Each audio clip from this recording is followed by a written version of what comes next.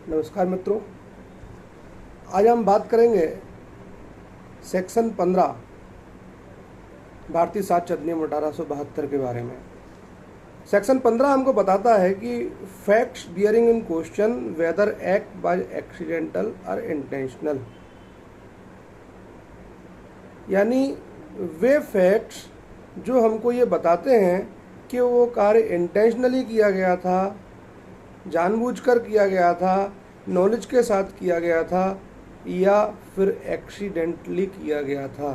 तो ऐसे फैक्ट जिनसे कोर्ट को यह स्पष्ट होता है कि ये कार्य जो है वो इंटेंशनली है, नॉलेज के साथ है, या ये एक्सीडेंटली दुर्भाग्य से हो गया है।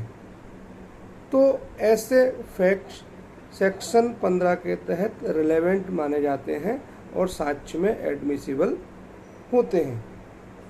तो हम एक बार इस सेक्शन को पढ़ लेते हैं कि when there is a question whether an act was accident और इंटेंशनल और done with a particular knowledge और intention, the fact that such act formed part of a series of similar occurrences in each of which the person doing the act was concern is relevant.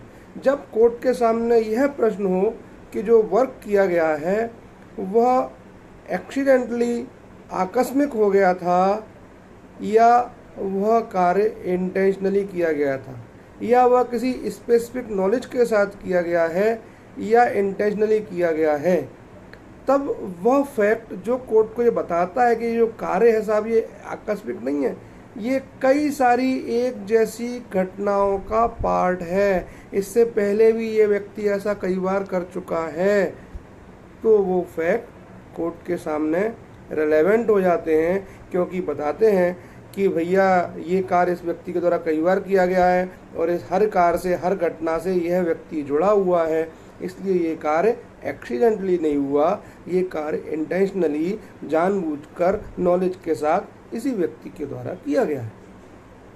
अब इसको हम कैसे समझ सकते हैं? जैसे कि इसका इलस्ट्रेशन ए है, बहुत बेस्ट इलस्ट्रेशन है।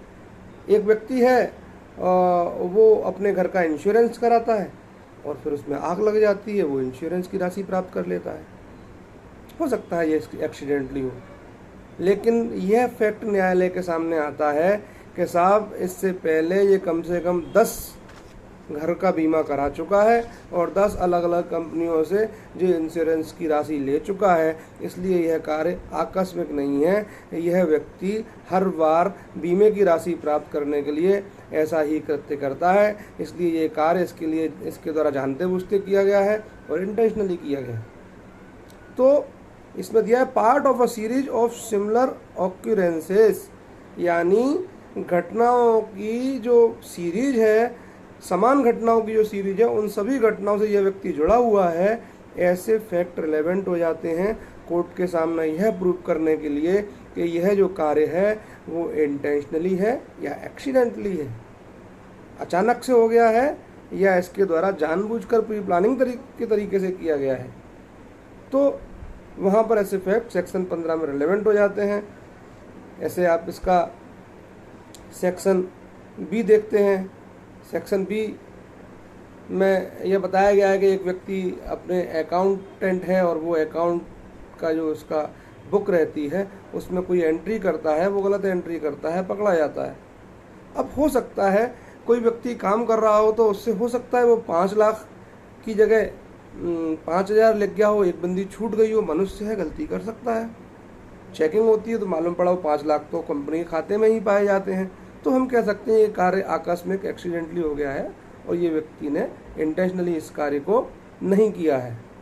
लेकिन जब 5 लाख की राशि 5,000 पाई जाती है और कंपनी के खाते में बाकी के रुपए गायब होते हैं और जब उसकी अकाउंट बुक चेक की जाती है तो उसमें कई सारी एंट्री इसी प्रकार की हैं।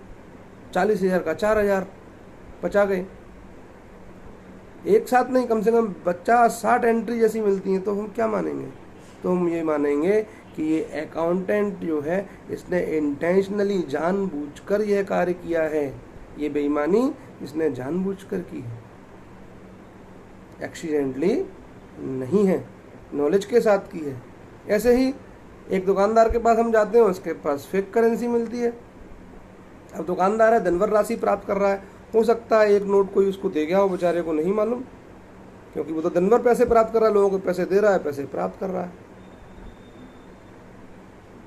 अब यह फैक्ट सामने आता है कि भाई उसके पास फेक करेंसी केवल उसके दुकान पे ही नहीं है, उसके घर पे ही फेक करेंसी रखी हुई है, उसके अन्य स्थानों पे छापे मारे गए, वहाँ भी फेक करेंसी रखी हुई है। तो उसने एक व्यक्ति को फेक करेंसी नहीं दी, कई सारे व्यक्तियों को फेक करेंसी दी है, तो फिर क्या माना जाएगा? तो फिर ये माना जाएगा कि भाई ये जानबूझकर ये काम कर रहा है, इंटेंशनली ये काम कर रहा है। तो इस प्रकार के फैक्ट जिनसे कोर्ट के सामने यह शो होता हो कि ये कार्य एक्सीडेंटली था या इंटेंशनली था, ऐसे फैक्ट सेक्शन 15 के तहत रिलेवेंट माने जाते हैं। बहुत बहुत धन्यवाद। जय हिंद, जय भारत। आपका दिन मंगलमय हो और उम्मीद करता हूँ कि आपको मेरा ये वीडियो पसंद आया होगा। यदि आपको ये वीडियो पसंद आता है तो मेरे चैनल को सब्सक्राइब करें, लाइक करें और कमेंट बॉक्स में कमेंट जरूर करें, ताकि मेरा उत्साहवर्धन हो सके, मैं और इसी प्रकार के वीडियो आप लोगों के सामने समय समय पर बनाता रहूँ। धन्यवाद।